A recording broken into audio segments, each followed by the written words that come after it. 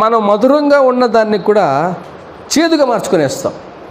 మధురంగా ఉండేవాడిని కూడా చేదుగా మార్చుకుంటాం. సరే, ఇంకొక మాట చదువుదాం.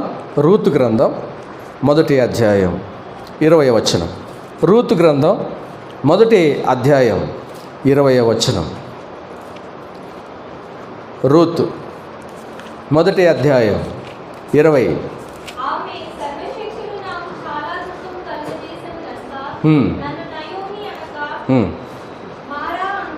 నయోమి అంటే మధురం, మారా అంటే చేదు. ఈమె ఒకప్పుడు చాలా బాగానే ఉన్నది. నయోమి అంటే మధురంగా ఉన్నది. ఇప్పుడు నయోమి ఏం చేసుకున్నదంటే మధురం అంతా తీసేసుకొని చేదైన అనుభవంలోకి వెళ్ళిపోచ్చేసింది. ఎందుకు అలా వచ్చింది?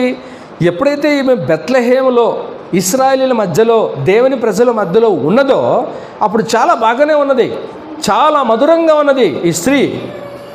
ఎప్పుడైతే మోయాబు దేశానికి పోయిందో మధురం అంతా ఏమైపోయింది? చేదైపోయింది. దేవుని సన్నిధి, దేవుని ప్రజలు, దేవుడు ఉండే స్థలంలో ఉన్నప్పుడు చాలా మధురంగా ఉన్నది.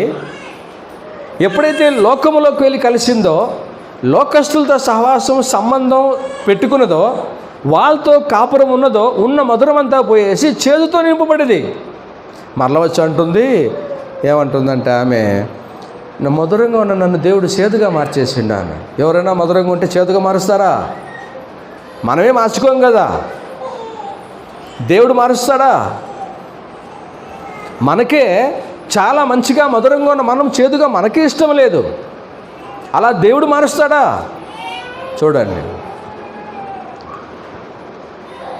అంటే దేవుని సన్నిధిలో ఉంటే, లేదంటే దేవుని ప్రజల మధ్యలో ఉంటే, దేవుడు కోరుకున్న బెత్లెహేములో ఉంటే మనుషులు మధురంగా ఉంటారు. అదే లోకములపై ఉంటే చేదైన జీవితం అంతా చేదైపోతుంది. లోకానికి దేవునికి ఉన్న వ్యత్యాసం అదే. అందుకే యేసుప్రభు అన్నాడు, లోకం ఇచ్చినట్లు కాదు నేను ఇచ్చే శాంతి, నా శాంతినిస్తాను అన్నాడు.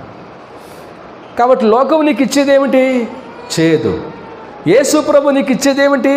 మధురమైన జీవితం. లోకం నీకు ఇచ్చేదేమిటి? మలినం. యేసు ప్రభు నీకు ఇచ్చేదేమిటి? పవిత్రత. అందుకే ఇది గుర్తించిన వాళ్ళు, ఇది తెలుసుకున్న వాళ్ళు పాడకుండా, స్తుతించకుండా, ఆరాధించకుండా, వర్ణించకుండా ఉండలేరు.